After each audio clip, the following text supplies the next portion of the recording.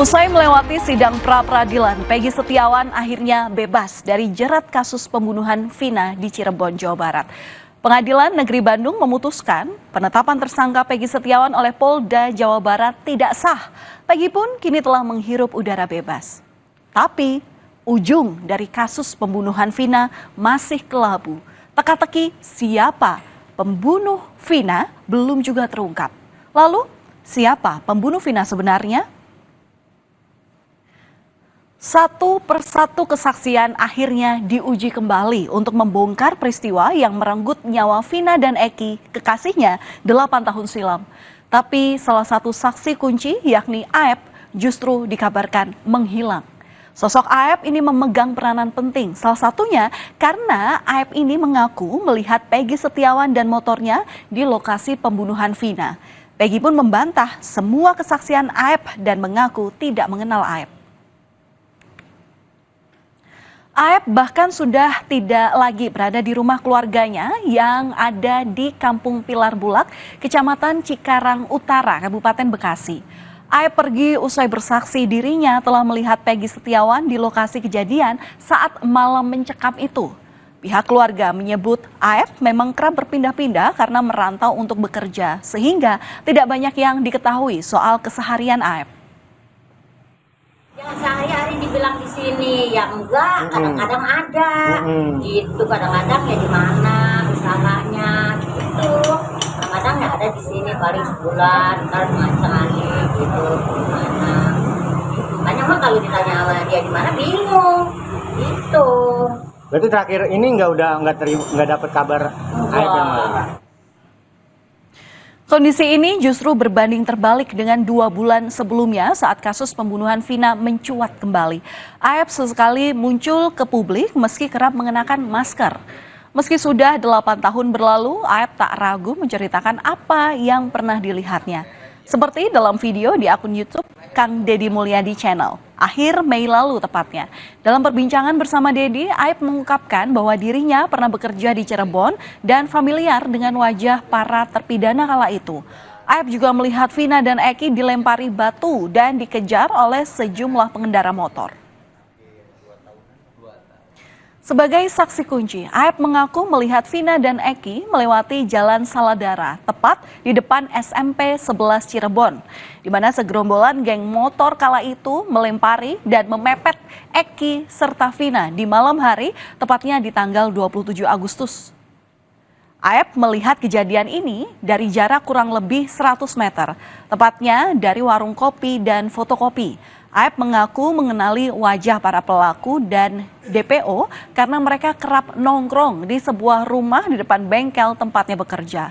Aep bahkan memastikan bahwa sosok Peggy Setiawan terlibat di dalamnya. Baru ketangkep.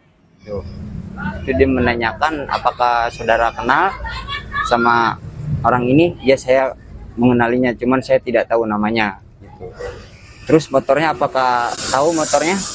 Saya sebutkan, ya saya tahu motornya apa, Smash gitu saya. Smash warna pink gitu saya. Oh, si Peggy ini dulu motornya Smash? Iya. Waktu penangkapan itu saudara Peggy itu nggak ada ya, waktu penangkapan itu. Tapi waktu pas kejadian itu ada. Pihak Peggy Setiawan dan para terpidana kasus Vina di Cirebon pun ramai-ramai membantah kesaksian Aep. Peggy berencana melaporkan Aep ke polisi karena memberikan kesaksian palsu. Peggy menegaskan dirinya tidak terlibat dalam kematian Vina. Sementara kuasa hukum dari keluarga 7 terpidana atas kasus ini melaporkan saksi Aep dan Dede ke Barreskrim Mabes Polri atas dugaan kesaksian palsu. Kuasa hukum 7 terpidana, Jutek Bongso, bilang kliennya tidak pernah mengakui perbuatan yang dituduhkan dalam pengadilan. 6 bukti diserahkan ke polisi untuk mendukung pelaporan Aep dan Dede atas dugaan kesaksian palsu di kasus pembunuhan Vina dan Eki. Kesaksian Aep dan Dede inilah yang cikal bakal ya menjadi dasar untuk klien kami ditangkap, diproses lalu dipidana seumur hidup. 7 diantaranya masih mendekam dalam penjara. Patut diduga tidak benar, maka kita uji kan gitu kan, membawa ke bukti-bukti ini kita akan laporkan kepada teman-teman di Barreskrim. Ada bukti elektronik berupa pengakuan testimoni yang di podcast dari Kang Deddy Mulyadi. Beberapa waktu lalu, Kompas TV juga mencoba menelusuri dan mengilustrasikan lokasi titik di mana Aib mengaku melihat gerombolan geng motor yang mengejar Vina dan Eki. Hasilnya, tak ditemukan adanya warung kopi tempat Aib melihat peristiwa tersebut. Dan berikut liputan jurnalis Kompas TV, Masni Rahmawati dan juru kamera Andika Pratama.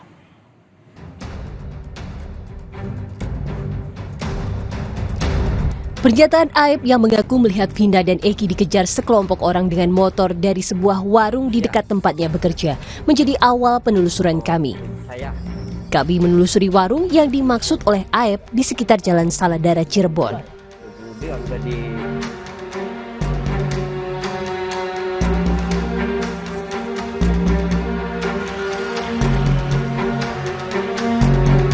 Melalui aplikasi Maps, kami membandingkan lokasi tersebut dengan keadaan di tahun 2015 hingga 2017.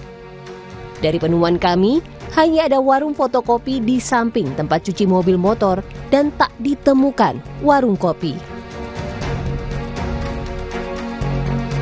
Hal ini diperkuat dengan pernyataan pemilik warung di sekitar lokasi kesaksian Aib yang menyebutkan tak ada warung kopi yang berdekatan dengan warung fotokopi di tahun tersebut. Bahkan saat malam hari, daerah ini minim penerangan. Kalau warung kopi di sini di mana? Paling dekat? Nggak ada. Nggak ada. Ada juga di sana di dekat lampu merah. Itu yang punya Madura. Jauh. Jauh. Ada berapa meter ke sini? 200-300 meter? 200-an kalau nggak salah. Dari sini lampu merah paling juga 200. 200 ya? Nggak jauh. Nah, kalau misalnya tuh kalau di sini warung-warungnya itu buka sampai jam berapa sih, Bu? Jam sore, nggak ada yang sampai malam. Untuk memastikan kesaksian Aib dan Deden, kami kembali melakukan penelusuran pada malam hari. Kita melihat ke sebelah sana, saudara. Kita lihat hanya ada satu penerangan, hanya ada satu lampu penerangan di sana. Dan kalau misalnya kita melihat juga ke tahun 2016, memang penerangan hanya ada satu. Kalau misalnya kita melihat dengan mata telanjang, kita bakal bisa melihat ada motor di sebelah sana, ada orang di sebelah sana, namun kita tidak bisa melihat secara jelas bagaimana ciri-ciri motornya, bagaimana nomor plat motornya, dan juga siapakah orang yang ada di sana. Tapi dalam kesaksian Aib dan juga Deden, teman dari Aib ini menyebutkan bahwa dia bisa melihat secara jelas nomor kendaraan motor dan juga ciri-ciri motornya, serta bagaimana ciri-ciri orang yang ada di sana yang sejauh 50 meter dari tempat dia berdiri. Benar atau tidaknya kesaksian Aib adalah persoalan serius. Karena dari Aib lah Rudiana menangkap para terpidana kasus pembunuhan Vina. Selain sebagai ayah korban Eki, Rudiana saat itu juga menjadi kasat narkoba Polres Cirebon. Dalam salinan berita acara pemeriksaan yang diduga milik saksi Rudiana, ia bersama dengan rekan-rekannya mengamankan 8 orang yang disebutnya sebagai pelaku pembunuhan di depan SMP Negeri 11 Kota Cirebon. Rudiana lalu membawa mereka ke Polres Cirebon Kota untuk diinterogasi. Mantan Kabar Eskrim Susno Duaji pun meragukan kesaksian Aib yang sangat berpengaruh terhadap pengusutan kasus Vina di tahun 2016. Nama Peggy keluar ini dari siapa? Ternyata nama Peggy keluar ini dari mulutnya Rohiana. Itu Rudiana. Rudiana, ya. Sebagai saksi, dan dia juga yang melakukan penangkapan dan lakukan interogasi. Rudiana dari siapa? Dari Aib. Aib benar nggak keterangannya? Aib melihat peristiwa ini dari jarak 100 meter, tengah malam, jam 10 malam, di situ gelap, dia tahu warna sepeda motor, kemudian tidak kenal dengan Peggy, tapi tahu itu wajah Peggy. Nah dari situ aja kalau penyidiknya benar, itu pasti bohong. Nah, ini diyakini oleh siapa namanya Rudiana benar. Hasil pra-peradilan Peggy Setiawan membawa harapan bagi 4 terpidana kasus Vina dan Eki, yakni Hadi Saputra, Supriyanto, Eka Sandi, dan Rivaldi.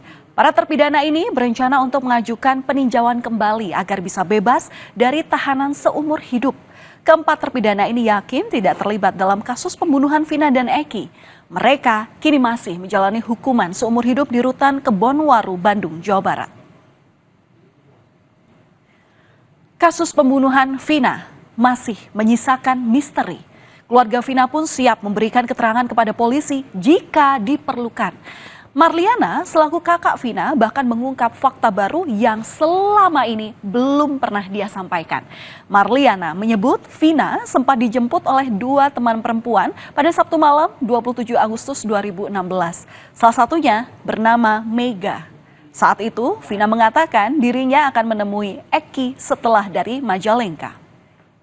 Saya bilang, kamu malam minggu mau keluar, kan katanya Eki di Majalengka. Ini juga mau ketemuan. Oh gitu, jadi memang mau ketemuan Eki di luar, tapi dijemput oleh Mega itu? Ya, pokoknya keluar dari rumah itu sama Mega. Berapa orang yang jemput? Kalau yang keluar dari rumah sih 3 ya. Siapa aja? Ya nggak tahu satunya, cuman adik saya cuma bilangnya 1 orang aja, ini namanya Mega aja, karena yang turun dari motor cuma 1 orang. Nah yang 1 orangnya itu nunggu di motor. Tak berhenti untuk memperjuangkan keadilan, keluarga Vina menggantungkan harapan yang sangat besar, yakni agar dalang dari pembunuh Vina sebenarnya dapat segera ditangkap.